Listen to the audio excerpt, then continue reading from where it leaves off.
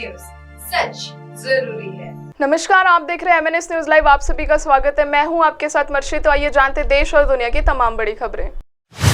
शिक्षक दिवस विशेष, दहशतगर्द भी बुझा न पाएगा ज्ञान की मशाल। काकसर 3 तरफ से पाकिस्तान से घिरा स्कूल, पदमोर कमर तक बहती नदी पार करते हैं टीचर।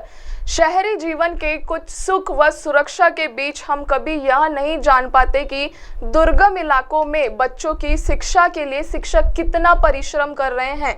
शिक्षक और बच्चे नदी, जंगल, पहाड़ और लैंडमाइन पार कर स्कूल पहुंच रहे हैं, तो कहीं स्कूल पर बम बरस रहे हैं, पर शिक्षक और ज्ञान रुकते नहीं। शिक्षक दिवस पर पढ़िए कहानी दुर्गम इलाकों के शिक्षक की, जो कठिन परिस्थितियों में शिक्षा की मशाल जला रहे हैं। साथ ही शिक्षा से जुड़े कुछ जरूरी सवाल और कैसे बेहतर बनाए प्राइमरी स्कूल शिक्षकों के लिए बेहतर हालात। 10 महीने पहले सोशल मीडिया पर एक वीडियो वायरल हुआ था। 12 साल की एक बच्ची किसी मंझे हुए खिलाड़ी की तरह बल्ले को हवा में घुमाकर गेंद को दसियों फीट दूर उछाल दे रही है। बिजली की रफ्तार से दौड़ दौड़ कर रन बना रही है। 6ठी कक्षा की इस बच्ची मकसूमा का सपना है कि वह बड़ी होकर विराट कोहली की तरह क्रिकेट खेले। कारगिल केंद्र से 30 किलोमीटर दूर काकसर गांव का यह सरकारी स्कूल नियंत्रण रेखा पर बना हुआ है। इस स्कूल में पढ़ने वाले बच्चों और शिक्षकों ने युद्ध और तबाहियों के मंजर देखे हैं, गोलियां खाई है, लेकिन इस दहशतगर्दी के बीच स्कूल ज्ञान की मशाल के लिए खड़ा है। 1952 में बने इस स्कूल ने कई पीढ़ियों को शिक्षा और हुनर की रोशनी दी है। इस सुदूर दुर्गम गांव के स्कूल से पढ़कर निकले बच्चे आज देश दुनिया में जिम्मेदार ओहदों पर बैठे हुए हैं। काकसर गांव की आबादी तकरीबन 1000 है और इस वक्त स्कूल में 75 बच्चे पढ़ते हैं। एक बार तो स्कूल में क्लास चल रही थी जब सीमा पार से गोले बरसने लगे। स्कूल के एक पूर्व शिक्षक मुख्तार हुसैन ने इस गोलीबारी में अपनी बहन को खो दिया। बम में जहरीली धुएं के कारण तकरीबन 25 बच्चे अपनी जान गंवा बैठे हैं। नजर डालते हैं एक और खबर पर। माँ बाप की जगह कोई नहीं ले सकता। हाई कोर्ट ने पत्नी की मौत के बाद दूसरी शादी करने वाले पिता को बेटे से मिलने का हक दिया।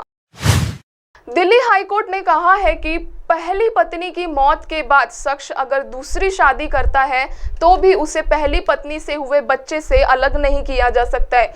यहाँ तक कि माँ बाप आर्थिक संकट से भी जूझ रहे हो, उस स्थिति में भी बच्चे के पेरेंट्स की जगह कोई नहीं ले सकता। कोर्ट ने सोमवार को एक मामले में पिता को बेटे से मिलने की अनुमति देते हुए यह कमेंट किया है। मामला साल 2010 का है। बच्चे की मां की मौत हो गई थी। महिला के परिजन ने दामाद के खिलाफ दहेज हत्या का मामला दर्ज कराया। शख्स को गिरफ्तार कर लिया गया है। 2 साल जेल में बिताने के बाद 2012 में कोर्ट ने उसे बरी कर दिया। इस फैसले को ससुराल के लोगों ने हाईकोर्ट में चुनौती दी है। अपील अभी लंबित है। मां की मौत के समय दोनों का 1.5 साल का एक बच्चा था, जो पिता के जेल जाने के बाद से अपने नाना नानी के साथ रह रहा था। अब नाना नानी ने दिल्ली हाईकोर्ट में याचिका दाखिल कर बच्चे की स्थायी कस्टडी मांगी थी, जिसे कोर्ट ने खारिज कर दिया है। मामले पर जस्टिस सुरेश कुमार कैत और जस्टिस नीना बंसल शर्मा की बेंच ने सुनवाई की है। बेंच ने कहा कि पिता के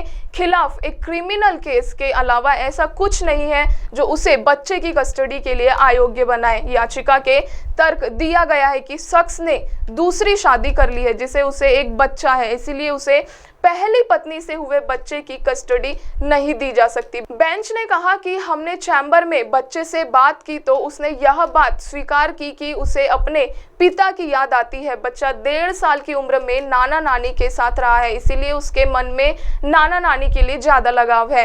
इन सब के बावजूद कोई भी बच्चे की माँ बाप की जगह नहीं ले सकता। यहाँ तक कि माँ बाप आर्थिक संकट से भी जूझ रहे हो, उस स्थिति में भी बच्चे की कस्टडी किसी और को नहीं दी जा सकती। इसके साथ ही कोर्ट ने बच्चे के नाना नानी की याचिका खारिज कर दी। कोर्ट ने कहा कि दुर्भाग्यपूर्ण कि ये फैमिली कोर्ट ने पिता को बच्चों की कस्टडी नहीं दी। पिता 1 साल तक अपने बच्चों से मुलाकात कर सकेगा। इसके बाद पिता बच्चे से मिलना या उसकी कस्टडी मांगने के लिए कोर्ट में अपील कर सकता है। नजर डालते हैं एक और खबर पर। रायपुर की एयर होस्टेस का मुंबई में गला रेता। फ्लैट में लाश मिली, बहन और उसके दोस्त के साथ रहती थी, सफाई कर्मचारी हुआ गिरफ्तार। छत्तीसगढ़ की राजधानी रायपुर की रहने वाली एक एयर होस्टेस की मुंबई में हत्या कर दी गई है। रविवार 3 सितंबर शाम पुलिस को युवती की लाश उसके फ्लैट में मिली है। बताया जा रहा है कि युवती की गला काटकर हत्या की गई है। हत्या का कारण स्पष्ट नहीं है। सफाई कर्मचारी को गिरफ्तार किया गया है। जानकारी के मुताबिक रूपल ओगरे रायपुर के राजेंद्र नगर क्षेत्र की रहने वाली थी। वह कुछ समय से मुंबई के अंधेरी में स्थित एनजी कॉम्प्लेक्स में अपनी बड़ी बहन और एक दोस्त के साथ रह रही थी। वारदात के दौरान युवती की बहन और उसका दोस्त दोनों अपने होम टाउन गए हुए थे। रूपल एक निजी एयरलाइन कंपनी में एयर होस्टेस थी। हाल ही में उसका चयन हुआ था। वो वहां ट्रेनी के तौर पर काम कर रही थी। बताया जा रहा है कि हत्या मामले में सफाई कर्मचारी को पकड़ा गया है। इससे पहले मुंबई पुलिस ने बिल्डिंग में काम करने वाले शख्स को हिरासत में लिया था। पूछताछ के बाद उसे छोड़ दिया गया है। मुंबई पुलिस के डीसीपी दत्ता नलवड़े ने बताया कि पवई पुलिस थाना क्षेत्र में एक बिल्डिंग के फ्लैट में एक लड़की की लाश संदिग्ध हालत में मिली, जिसके बाद पुलिस ने लाश को मॉर्चरी भिजवा दिया है। फिलहाल पुलिस सभी एंगल से जांच कर रही है। पकड़े गए आरोपी से पूछताछ की जा रही है। पुलिस जल्द ही इस मामले में खुलासा करेगी। रूपल ओगरे सोशल मीडिया में सक्रिय रहती थी। वो अलग अलग मौके में अपनी पिक्चर भी अपलोड किया करती थी। कुछ दिन पहले उसने अपने दोस्तों के साथ पार्टी एंजॉय करते हुए एक वीडियो भी सोशल मीडिया पर डाला था। अब आप हमारे चैनल को आपके मोबाइल पर भी देख सकते हैं। मोबाइल में देखने के लिए प्ले स्टोर से MNS news TV app download करें। इंस्टा, ट्विटर, फेसबुक और अन्य सोशल मीडिया प्लेटफॉर्म पर हमारा चैनल उपलब्ध है। आप हमारे चैनल को लाइव भी देख सकते हैं www.mnsnewstv.com पर। फिलहाल वक्त हो चुका है एक ब्रेक का। ब्रेक से लौटने के बाद देखेंगे देश और दुनिया की तमाम बड़ी खबरें। नमस्कार।